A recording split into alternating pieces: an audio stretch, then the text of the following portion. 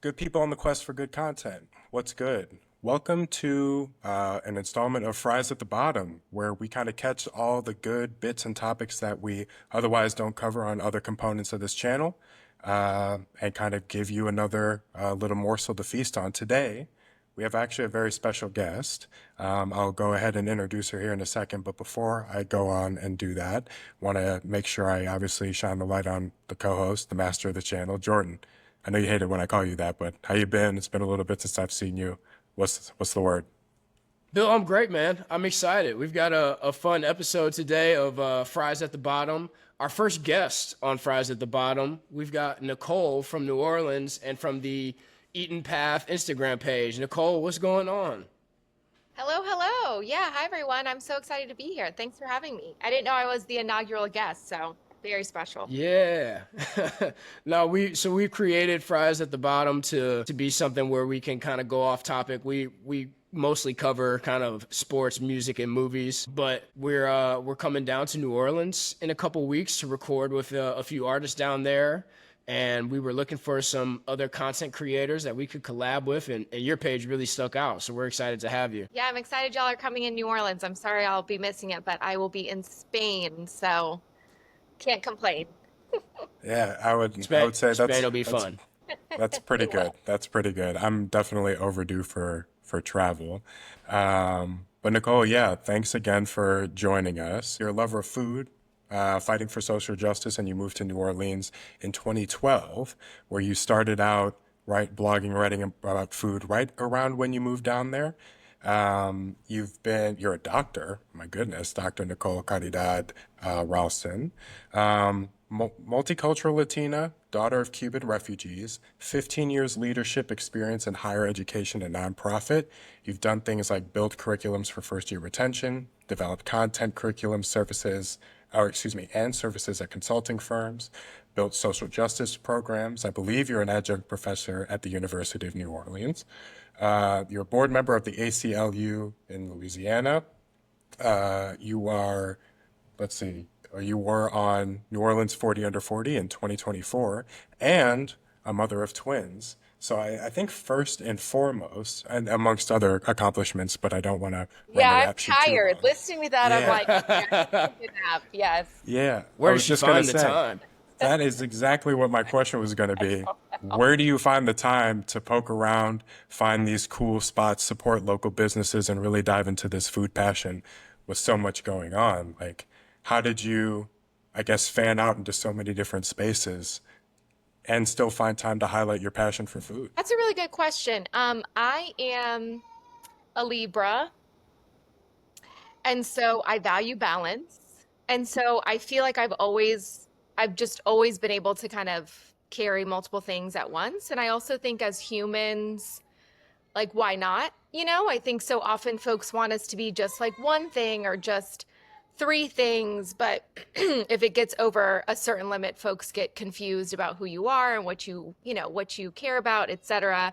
And for me, all of the things that I do have a similar through line of like a deep devotion and interest to like how do we craft a world where everyone, especially those who are most marginalized, are more centered, um, have more access to things like joy, wealth, etc. And so to me, it all makes sense. And in terms of how I find time, I mean, I'm really good at just some of the practical things of like scheduling my day because I have so much going on. I have to live by my calendar. I'm often always a little bit late to everything. I was late to this call, for example, but I still make it work. And yeah, for me, like if it's time doing something that I love, it's time well spent, So that being said, I also am very good at boundaries. I say no to a lot of things, believe it or not, even though it sounds like I don't when you read my bio or my resume. Um, and so, yeah, I just am always like, why can't you do all of the different things that kind of like fuel you and bring joy, and you have to eat. So, like, in terms of how do I find time to eat, it's like, well, you have to eat. So, to me, I'm like, there's multiple times in the day where you can fit in a meal. So yeah. What brought you to New Orleans? I think it said you moved to New Orleans in 2012. Where were you at before? And what brought you to the New Orleans area? Yes, I moved to New Orleans in 2012. I've always loved New Orleans. I was born in Los Angeles and we moved to Homestead, Florida after Hurricane Andrew hit and we drove across the country. And one of the places we stopped was New Orleans. I think I was like 4 going on 5, almost 5. And I have this great picture of me, my sister, and my dad sitting outside of Pat O'Brien's. I deeply remember that visit. I think I jumped into a pool without floaties during that visit, so that was a minorly traumatizing. But I just remember everything about it. I remember Cafe Du Monde. I remember getting a coloring book at one of the restaurants near Royal Street. When I was in college, I was at Florida State University for my undergrad, which is fairly close to New Orleans. So it's like it's the thing. Folks that attend Florida State will come to New Orleans for weekends, for Mardi Gras, et cetera. So when I was in college, I came to New Orleans a lot. Lots of time spent on Bourbon Street, not where I find myself these days. But I fell in love with the city, and started exploring off Bourbon Street. So exploring the Garden District and the Treme and different things. And I just continued to grow this love for the city. So in 2012, I was finishing up my master's degree at North Carolina State University, so in Raleigh. Um, and my then boyfriend, now husband, and I were at separate schools. He was at Georgia Tech, I was at NC State, and we were trying to find a city. So he was in Atlanta, I was in Raleigh. We were trying to, find a city to get back to together. And we chose New Orleans. Everyone thought we were crazy. Like, why would you job search in one city? Why would you job search in a city where no one knows, you don't have any family there? But I firmly believe that if you have a desire and a drive to do something, that you should go all in on that thing. So I just ate, read, breathed New Orleans. It was the only thing I thought about. I watched movies about New Orleans. I listened to New Orleans music all the time. I'm a big believer in manifesting. And so, yeah, like I think the weekend before graduation, I was maybe one of the last few in my graduating class to get a job, but I got a job in New Orleans. And so, yeah, the rest is history. So your Instagram handle that we found is Eaton Path Nola, and I always tell people that haven't been to New Orleans. I agree with you. I think it's the best, at the very least, the best food city in the country, if not one of the most fun cities. Absolutely. In your opinion, like how does the food scene in New Orleans kind of tell the story of New Orleans? Because it's so unique. There's so many different cultures and so many different types of flavors and cuisines there. Like, how does the food in New Orleans kind of tie the whole city together? Yeah, that's such a great question. I do think New Orleans is like America's food city, we have, I think, the most accessible food scene of anywhere in the US. I mean, you can get incredible food at a gas station here or a corner store, like no joke, incredible food. And also have an outstanding like fine dining experience, right? And everything in between. So to me, one of the things that makes it really special is just the accessibility. We also have pop-ups and food trucks and things like that. So just easy to access really high quality and delicious food. And then, as you mentioned, like we have a rich culture and history in this city. And I love history. I was a history major in my undergrad. Yeah, I think it's fascinating to like know the context and the ways of the people and the cultures that came before us. And New Orleans is a really rich place. I mean, we're a port city. There were several, even before we were, founded, during colonization, as a port city. It was always a port city, even for our indigenous communities. So it was not a place where people ever settled permanently, which is also interesting. It was always kind of a way of trade. But all of the different indigenous communities in the area would come to New Orleans to trade, to commune, to, be in community, etc. And I think even today, like the foodways of the indigenous people still shows up a lot in our dishes, like corn mac chew, or mac cho is a popular dish in the city. It's like a corn and tomato based dish that comes directly from our indigenous communities. Sassafras, which is in gumbo, it thickens the gumbo, also is an indigenous plant to the area. But then you add on all the other communities that came, right? So the French and the Spanish, the colonizers, the enslaved Africans that came from obviously West Africa, but also by way of the Caribbean. So a lot of influence of like West African and Caribbean cuisine in the city too. A lot of folks call us the northernmost part of the Caribbean. So I think a lot of people focus a lot on the emphasis of the French and the Spanish in our food cuisine in our history, but there's a lot more than that, right? And so that's the kind of things I try and highlight in my food page as well, because so much of history, including food history, has been whitewashed. And so how do we get back to like what are the roots of our cuisine? Who did it come from? And how do we continue to pay homage to that, as we're like dining and enjoying this city? Um, Yeah. so yeah, I could go on and on, but I'll stop there. Sure. Bill, let me ask one more question real quick. Yeah, go I'm for it. I'm I'm curious of what you think about like how does New Orleans, so it's been about a year since I've been, but like I said, we're gonna be there in a couple of weeks. The one Nice. thing that I really love about the city is New Orleans food scene seems to remain super authentic. All of the restaurants seem to be super unique to New Orleans, and it doesn't feel commercialized in ways that like I go to other big cities and I travel and I see, you start to see more Chipotle's pop up and things like that. And there's nothing wrong with those restaurants. But to me, what's cool about New Orleans is when you go and you visit there, you feel like every dish is a really authentic dish. How has New Orleans managed to pull that off? That is a great question. I don't know, but I hope we continue to do it because it's one of my biggest concerns is like, is losing that. I mean, I think tech on a like political landscape, there are some ordinances in the city that make sure we don't have, big box stores or a lot of chains. So that's great that the city has some of those ordinances. But I think like going back to even the culture, the like history of the city, right? Like we've always been a place where people communed and like came together and like mixed and mingled cultures and ingredients and things like that. And I think that just remained. And people really appreciate that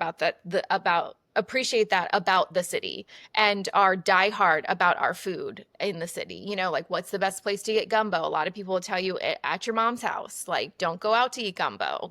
Like people have their place for jambalaya, their place for fried chicken. And these places have intense followings. So people come out. I mean, I remember even during the pandemic, I mean, the entire city rallied around hospitality workers and restaurants and bars. And so, yeah, I think we know that it's important to the fabric of the city, and folks just, yeah, really try and maintain that culturally, which is, yeah, really lovely. Yeah, that's awesome. That's really well said, really well described. I want to go back to what you described a little bit earlier, a couple minutes ago, where you talked about the whitewashing of history and making sure that you're highlighting some of that authenticity and the real roots, right? But also the food has to be good on top of that, right? So there's this mix of the human spirit and the human history, and obviously the art that goes into making a great dish. So when you're highlighting a place and when you're making sure you're diving into the nooks and crannies of New Orleans and the surrounding area, what are, I suppose, the main criteria that you think of or try to check off the box if there is even a list when you go to some of these restaurants, when you're eating some of these dishes, and you're deciding whether it's something worth highlighting? What are you, I guess, thinking about in all of that? Is it being able to tell the story in addition to the food? Is it making sure you highlight one over the other? I'd love to know because it's a creative process in its own right.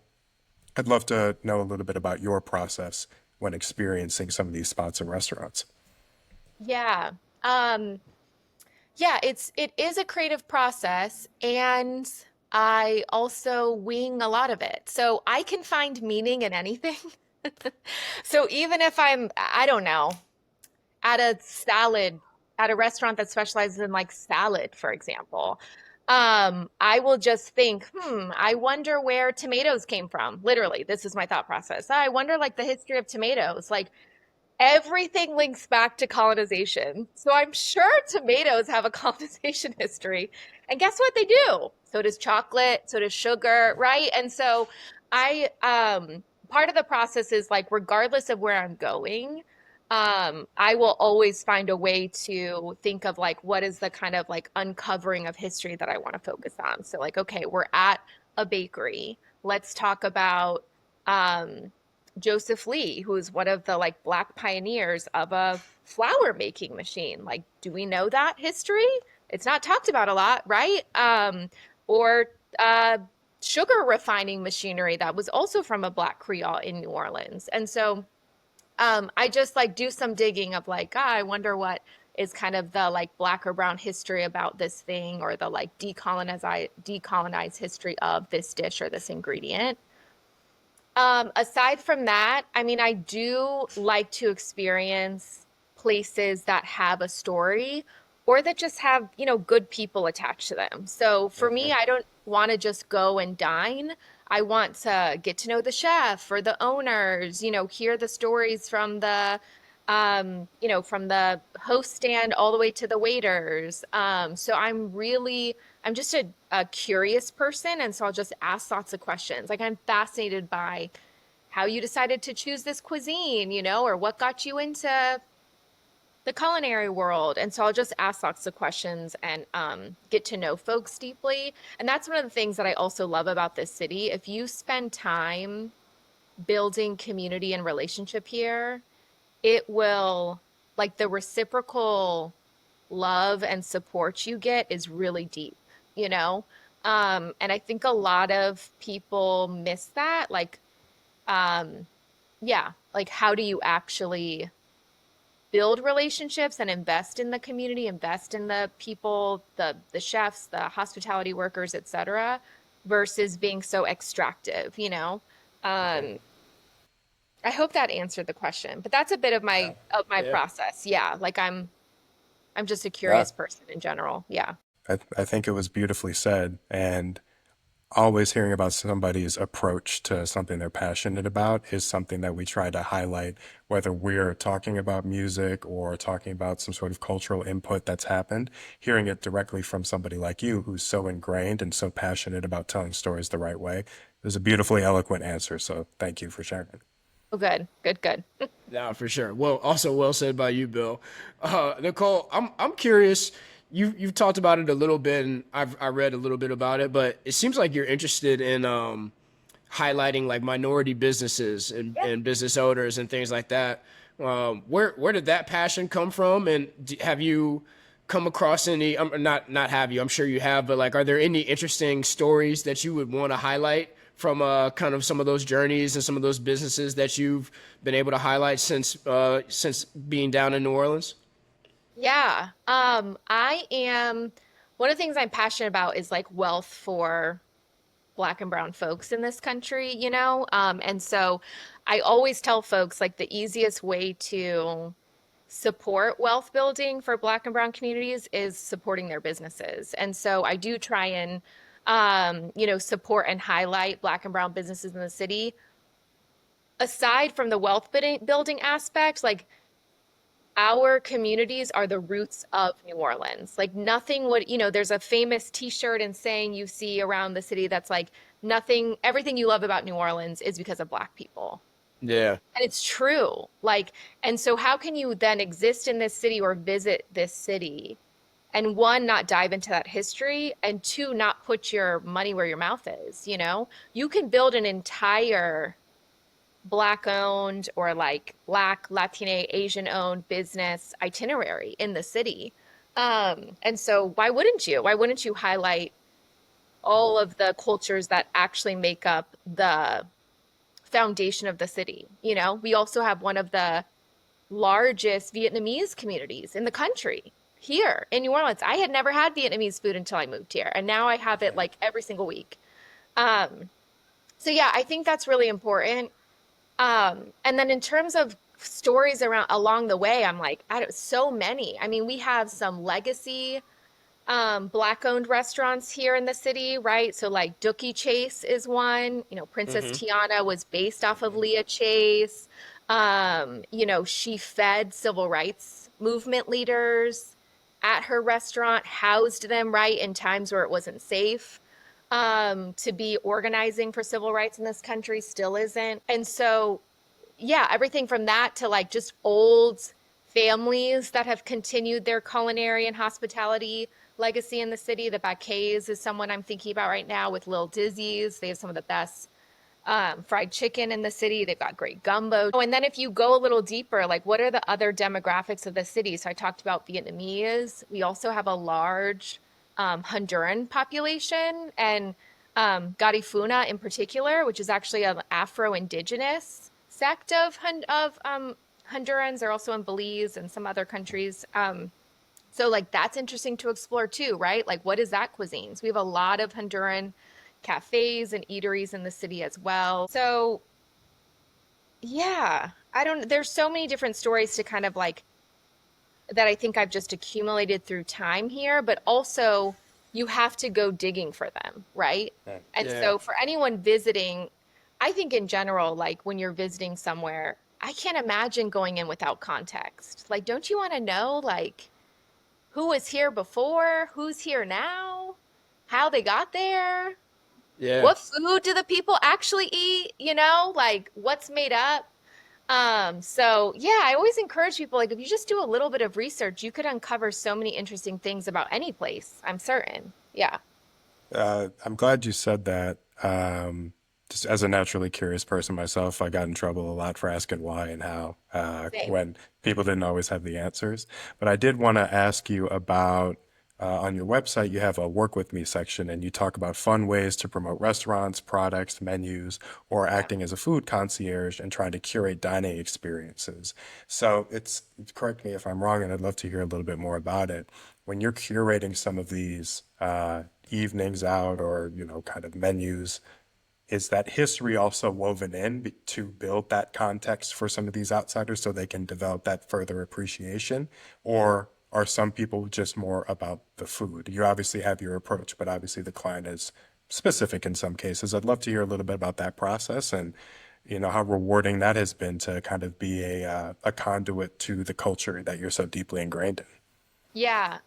Yes, absolutely. Like even in my concierge itineraries, you're always going to get a little bit of history either about the place or the person that owns it or the chef or if they serve a Sazerac cocktail, like that has an interesting history in the city. So I'll always find ways to tie in some history because yeah, I'm repeating myself, but I just think it's if you want to be what is this term?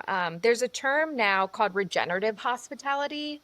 So Yeah, like kind of turning hospitality on its head, like less extractive and more how are you actually, pouring into or supporting the people that are already there. sure. Hmm. And so that's what I try. That's why I try and highlight so much of that in the city. And also, nothing breaks my heart more than when people leave New Orleans and say they had a bad meal. Like, what are you talking about? Yeah. Where did you Right. go? What did you eat? What part of the city were you in?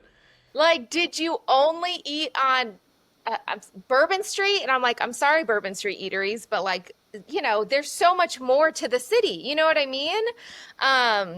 And not all of those places are actually locally owned. So yeah, I just think it's important people know like what they're doing, where they're going, who they're supporting, the history of the different things. And no one should leave this city with a bad meal. Like you really had to try. Like you actively put in energy to have a bad food experience in our city. And it breaks my heart. I totally agree. So the first time I went to New Orleans was I was still in kind of like my mid 20s, and it was bachelor party season Yes. in my life. Yes. And I walked away from it thinking that the food was good, but it was a lot of Bourbon Street when we were there. Yes. So I'm curious if you have any suggestions on someone visiting New Orleans for the first time. I think I always tell people you should go to Bourbon Street. You should try it at Yeah, least once. It's absolutely. fun. But as someone who's lived there as long as you've lived there, for someone, if someone's coming in town for a weekend, where should they kind of start? How should they go about exploring the city other than just hanging out on Bourbon Street? Yeah. I always tell folks to start with like the popular cuisine. Like you got to check off like the po' boys, the jambalaya, right? The Yeah, gumbo, shrimp Beignets. creole, yeah. beignets. I know it's not unique to New Orleans, but fried chicken. Red beans and rice. So I'm like, you have to hit all of those things. Um, but you also shouldn't just stay in that lane because we also have some really incredible, fusion cuisine, Caribbean cuisine, West African cuisine. So yeah, gosh, there's so many things. I'm like, where would I start? Since I just said the word West African, I'm gonna go to Dakar. So Dakar should be on everyone's list. Have y'all been? I haven't been. My favorite We're restaurant gonna that go I've been. now. Yeah, we're gonna go. We're there. I haven't been to that one. Okay, so Dakar, it's like it is a spiritual experience. The chef's name is Serene Mbai, Senegalese. It's a Senegalese restaurant. The food alone could stand on its own. Like I shouldn't have to say more, but it's even better than the food. So the food's incredible, but he also comes out after every course and tells you the history of the dish and Ooh, how it's specifically, he links Senegal to New Orleans. So like y'all have gumbo, bet we have this. And guess who had the okra seeds in their hair when they were forcibly moved to this hemisphere, right? So like super interesting um storytelling throughout every course. So it's an intimate experience. It's a small restaurant. It's several courses, but he comes out after every course and tells you the story. So that I think is just incredible. Um, what was the other place I wanted to tell y'all about? Vian's is also skewing more like French Creole upscale. So Beyond's is Black woman owned in the Central Business District. It's very New Orleans. It revolves around a courtyard, which is really beautiful. And she does a lot of like traditional French foods. So like escargot, for example, is even on the menu. But in like a with a Creole twist. So soft shell crabs and different ingredients from like this area in particular. So Dakar, Beyond's. I already mentioned Lil Dizzy's. I think Lil Dizzy's and Dookie Chase are just standouts for the traditional stuff. Like those are the spots you can hit to get everything on that list. Red beans, jambalaya, fried chicken, po' boys, right? All of that stuff. our buddy David, who wasn't able to join us today, loves Giacomo's. We went to Giacomo's on yeah, Oak we went. Street. Yep, we went to Giacomo's last time we were in town, and I had rabbit on like a Yes. rabbit pasta dish. See, It now was we're Yes. talking. phenomenal. One of the best meals I've ever had in my life. Yes. Giacomo. Does the chef still come out and like pour shots in your mouth He did during that, and he service? gave us was it alligator cheesecake that they do there? Yes, their alligator cheesecake is outstanding. Yeah, Yeah. fantastic. What's Yeah. the name of that area over there? That is Oak Street. That's Okay, Carrollton. It's called the Carrollton Bend. Yeah, that's Oak Street. Yeah, Giacomo's is great. There's also a new spot out there called Minnie and John's, which is really good. Again, kind of like traditional New Orleans food, but mixed up a bit. They just opened. okay. Yeah. So I have Oh, and another. one more. I'm going to give one No, go more ahead. Go for it. suggestion. Yeah, Okay. please. Lanyap Bakehouse. It's located in Central City off of Oaksey Haley, which is a historic Black neighborhood in the city. Lots of civil rights organizing happened in Central City. The Uptown Mardi Gras Indians are based in Central City. So, yeah, very historical part of town. They've got a new bakery called Lanyap Bakehouse. Lanyap Bakehouse, Black woman owned, recently nominated for a James Beard Award. Um, Absolutely outstanding. Like super traditional French pastries. I've been to Paris Okay. once, and I swear she's the only person that can make anything close to a French croissant. So you got to go there too. Yeah. All right, Bill, we're gonna be in New Orleans for a day and a half. We got a lot of work It'll to be do. light work. You know Yeah. me, I'm a big eater. We got like 7 spots. I'm gonna get Good. hungry. It's fine. We got it. And if anything, we just have to go back. Yes, We absolutely. need, Also we need, true. yeah, we need to go to New Orleans once every 6 to 8 weeks. We can just make a trip down there. I got another food question for you. Yeah. If you were to do, and I'm going to put you on the spot a little bit, but if you were to do like a New Orleans food Mount Rushmore, what would it be? Like the food items or the Or, people? I would like the food items, like Yeah, I know. the four New Orleans dishes that you have. Like if you had a weekend in New Orleans, what are the four dishes that you absolutely have to get? Okay, I would say po' boys. Specifically a fried shrimp or fried oyster po' boy. Yep. If you have a shellfish allergy, then get like a roast beef po' boy. Those are really good. Um, I would say jambalaya. If you can find you mentioned rabbit. I love rabbit. My abuelo raised rabbit, so I ate them all the time. They're delicious. If you can find rabbit jambalaya, I think that's the best kind of jambalaya in the city, but you have to have jambalaya. Also a fascinating history. Gumbo, of course. Have to have gumbo. If it's wait, how there's four people on. Yeah, there's four. I was a history major. I have a PhD. I know this. No worries. Oh gosh, I already said three. Yep, you're down to one. We'll give you an honorary mention if you want to make it five. Um, I said gumbo, jambalaya. I said po' boys. Hmm, You said rabbit, jambalaya. rabbit, jambalaya, po' boys, and yeah, gumbo. I'm gonna say oysters. I know everywhere has oysters, but we have char grilled oysters here. Hmm. With the butter and the parmesan and the herbs. Um, so I'm gonna go with char grilled oysters and also raw oysters if you're down for raw oysters. I mean, the Gulf is nearby, so we get lots of great oyster options too. What I was gonna say before I chose my final is if you are here during any of the specialty food seasons, then I would put those on there. So like there'd be a rotating fifth person on Mount Rushmore. Sure. So for carnival season, a king cake would come up on the Okay. mountain. Okay. Excellent. For crawfish season, crawfish boil. You have to get crawfish boils during crawfish season. So yeah, those are the two I think special. Snowballs for the summer. It's so hard to pick. Yeah. Yes, there's so many Yeah. options. Literally the Yeah. best food city in the country. So that I put you on the spot a little bit there, but you're the expert, so I wanted to know. Yes. Yes. Navigated it very well. Four is impossible. That's The right. honorary. The Yes. honorary is how I know people are tapped in. It's like, okay, well, Yes. take my liberties and add a couple dishes. So well done. For sure. For sure. I know we're running late on time, but I'm just curious. I've never been down there for Mardi Gras. What's that like? Oh What's my Mardi Gras gosh. like? Mardi Gras is the best. I wake up every morning wishing it was Mardi Gras again. It's horrible. It's not horrible. It's just I'm always yearning for Mardi Gras. My kids love Mardi Gras, so that's super cute. Yeah, Mardi Gras is a magical time in the city. Like everyone feels so at ease, so happy.